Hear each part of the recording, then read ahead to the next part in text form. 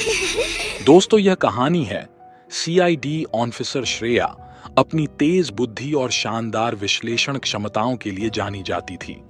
उसकी junior assistant पूर्वी, जो हाल ही में कॉलेज से पास हुई थी, अपराध विज्ञान में काफी रुचि रखती थी।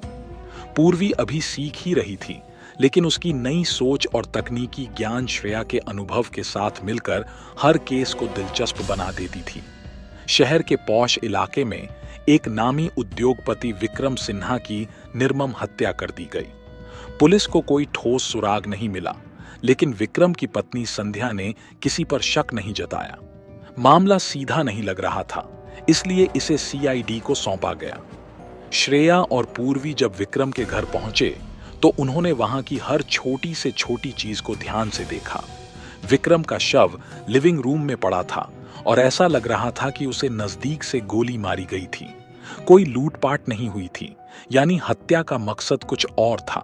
श्रेया ने कमरे में एक खाली चाय का कप देखा।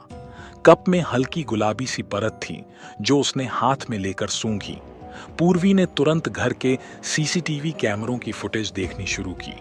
उसे पता चला कि हत्या से पहले रात को विक्रम के घर कोई मेहमान आया था, लेकिन उसका चेहरा कैमरे में साफ नहीं था। पूर्वी, जो डिजिटल फॉरेंसिक्स में काफी अच्छी थी, उसने फुटेज को एनहांस किया और देखा कि वह व्यक्ति कोई बाहरी नहीं बल्कि विक्रम का बिजनेस पार्टनर रणवीर था। लेकिन रणवीर को क्या फायदा विक्रम की हत्या से, पूर्वी ने सोचा। उन्होंने विक्रम के फोन का कॉल रिकॉर्ड खंगाला और पाया कि हत्या से पहले उसकी और रणवीर की तीखी बहस हुई थी। रणवीर पर शक गहराने लगा।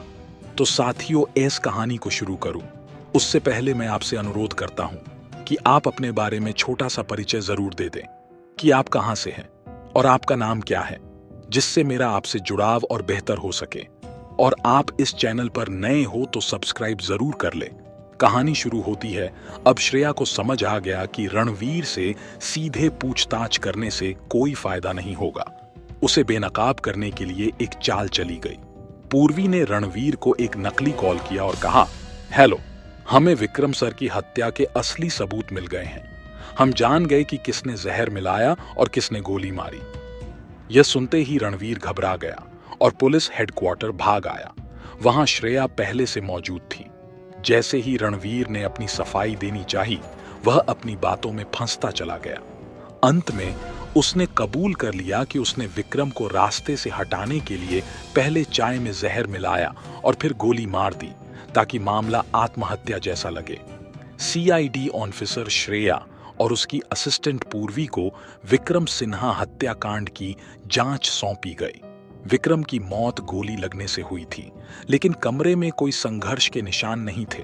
श्रेया को संदेह था कि विक्रम को पहले जहर दिया गया होगा, जिससे वह विरोध न कर सके। पूर्वी ने विक्रम के स्मार्ट वॉच डेटा को स्कैन किया। उसमें देखा गया कि उसकी हार्ट रेट अचानक बहुत तेज हुई और फिर गिर गई। इसका मतलब था कि उसे पहले कोई धीमा जहर दिया गया था। घर के नौकर से पूछताछ करने पर पता चला कि रणवीर रात को मिलने आया था और उसने ही विक्रम को चाय बनाकर दी थी। जब फॉरेंसिक रिपोर्ट आई तो उसमें चाय में धीमे असर करने वाले जहर की पुष्टि हुई। श्रेया ने रणवीर को बुलाया और कहा, हमें सच पता चल गया है। तुम्हारे फिंगरप्रिंट्स चाय के कप पर हैं। अब क्या कहना है? रणवीर चौंक गया और चुप हो गया। उसने सोचा कि वह बच जाएगा, लेकिन अंततः उसने अपना अपराध कबूल लिया। पूर्वी और श्रेया की जोड़ी ने एक और केस हल कर दिया, जिससे साबित हुआ कि अपराध कितना भी परफेक्ट क्यों न लगे, सच्चाई छुप नहीं सकती।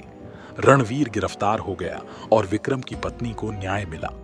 इस केस में श्रेया के अनुभव और पूर्वी के तकनीकी दिमाग ने मिलकर खूनी को बेनकाब कर दिया। इस तरह एक कॉलेज स्टूडेंट की डिजिटल स्किल्स और एक अनुभवी सीआईडी ऑफिसर की पैनी नजर ने मिलकर एक पेचीदा हत्या की गुत्थी सुलझा दी।